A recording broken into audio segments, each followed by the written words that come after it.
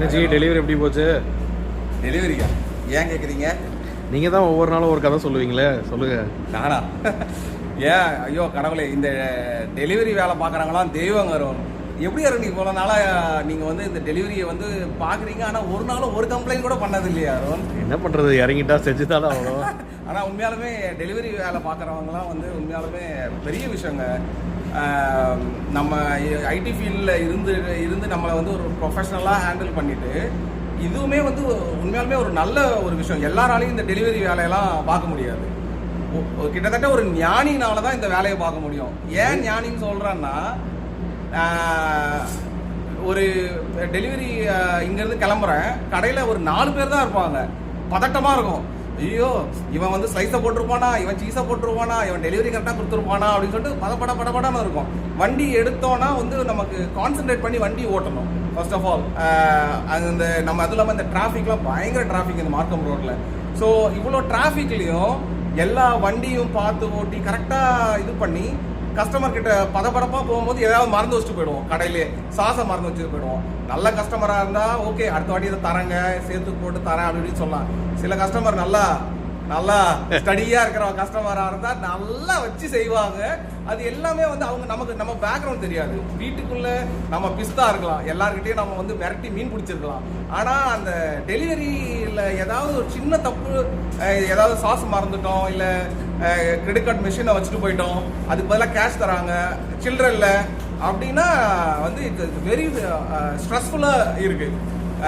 எப்படி இதை ஓட்டுறீங்கன்னு தெரியல. ஒரு சின்னதாக ஏதாவது அடிபட்டுச்சுன்னா கூட இந்த டெலிவரியில் வர சின்ன ஒரு இன்கம் அந்த காரை ரிப்பேர் பண்ணுறதுக்கு $hundreds ஆகும். இன்சூரன்ஸும் ஏறி போயிடும் நம்ம ஃபால்ட்டாக இருந்தால். ஸோ அப்படின்னும் போது இதில் இவ்வளோ ரிஸ்க் இருக்குது. இது எல்லாத்தையும் நம்ம தாங்கிட்டு ஒரு டெலிவரி டிரைவர் கரெக்டாக எல்லாத்தையும் எடுத்துகிட்டு கரெக்டான இடத்துல போயிட்டு டெலிவரி பண்ணுறதுன்றது பெரிய விஷயம். இதை விட கூத்து, தப்பான அட்ரஸை வந்து இந்த கஸ்டமரை போட்டுக்கிட்டு நம்மளை வந்து டெலிவரி அட்ரஸுக்கு எடுத்துன்னு வீட்டுக்குள்ளான போய் நின்னா அந்த இடத்துல 19ன்னு இருக்கவே இருக்காது. நம்ம வடிவேலு காமெடியில் வர்ற மாதிரி கிணத்த காணோன்ற மாதிரி எங்கடா வீட்டை காணோம், 18 இருக்குது, 20 இருக்குது, 19 எங்கடா போச்சுன்னா அங்கே ஏதோ ஒரு பிளே கிரவுண்ட் இருக்குது. கடைசியில் வந்து கஸ்டமருக்கு ஃபோன் பண்ணால் கஸ்டமர் ஃபோன் எடுக்க மாட்டேங்கிறாங்க. எங்கேஜாக இருக்குது, நெட்வொர்க் இல்லை.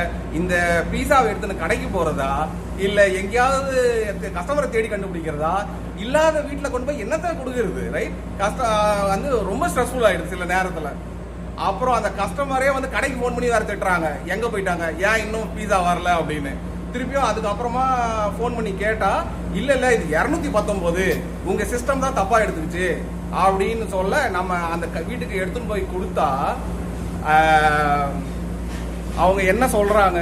ஒன்றும் ஒரு சாரி, ஒரு அப்பாலஜி எதுவுமே கிடையாது. ஏதோ நம்ம தான் வந்து தெரியாமல் 219 போட்டு நம்ம போய் தேடிக்கிட்டு இருக்கிற மாதிரி நம்மளை ட்ரீட் பண்ணுவாங்க. இதெல்லாம் தாங்கி கொடுத்துட்டு அப்போ கூட அந்த ஒரு $2 $3 டிப் தரும் போது என் 32 பல்லும் தெரியும் பாருங்களேன். லட்சக்கணக்கில் வெளியில் சமாளிச்சுட்டு ஒரு $2 டிப்ஸ் தரும் போது அந்த வாயில் இருக்கிற சந்தோஷம் இருக்கு, அது வந்து கஸ்டமர் தான் தெரியும். அது ஆனால் ஃபுட் டெலிவரி வந்து ரொம்ப கஷ்டம். ஸோ அதனால huge respect for all those people who do food delivery especially. ஏன்னா சாப்பாடு சூடாக கொண்டு போய் கொடுக்கணும், கரெக்ட் சேஞ்ச் எடுத்துன்னு போய் கொடுக்கணும். நம்ம வந்து இந்த குளிர் வேறு, இந்த குளிரில் நம்ம எல்லாத்தையும் போட்டுக்கிட்டு கொண்டு போயிட்டு வீட்டுக்கு வெளியே நின்றுட்டு மணி அடித்தா வரமாட்டாங்க. இந்த வீட்டில் தான் மணி அடிக்கிறோமா இல்லை ஏதோ வீட்டில் மணி அடிக்கிறோமான்றதும் தெரிய மாட்டேங்குது. சில வீட்டில் 19 20 லைட் போட்டிருக்காங்க, சில இடத்துல கும் இருட்டில் இருக்குது. நம்ம வீட்டுக்கு ஏரியாவில் இருக்கிறோமா சுடுகாட்டில் இருக்கிறோமான்னு தெரிய மாட்டேங்குது. ஸோ இவ்வளோ கஷ்டத்துக்கு நடுவில் எப்படி தான் டெலிவரி பண்ணுறாங்கன்னு தெரில. இல்லை இப்போ நான் டியூன் ஆகிட்டேன். இப்போ வந்து என் மைண்ட் வந்து ரொம்ப ரேஸ் ஆகிறது கிடையாது. கடையில் ஏதாவதுனா கூட இது ஒர்த் இல்லை, நம்ம கரெக்டாக வண்டி ஓட்டிகிட்டு போயிட்டு கரெக்டாக கஸ்டமருக்கு தேவையானதெல்லாம் எடுத்துகிட்டு போய் கொடுக்கணும். ஸோ ஃபஸ்ட்லாம் நிறைய தப்பு பண்ணிட்டு இருந்தேன், இப்போ தப்புகள் கம்மியாகிட்டு வருது. ஸோ இதெல்லாம் வந்து ஒரு பெரிய விஷயம். சில பேர் எழுதி போட்டிருப்பாங்க வெளியில் டோரில் இன்ஸ்ட்ரக்ஷன்லாம், இந்த பெல் அடிங்க, டோரும் தட்டுங்க, ஒரு 2 நிமிஷம் கழிச்சு திருப்பியும் தட்டுங்கன்ற இன்ஸ்ட்ரக்ஷன்லாம் எழுதி டீட்டெயிலாக எழுதி ஓட்டியிருக்காங்க.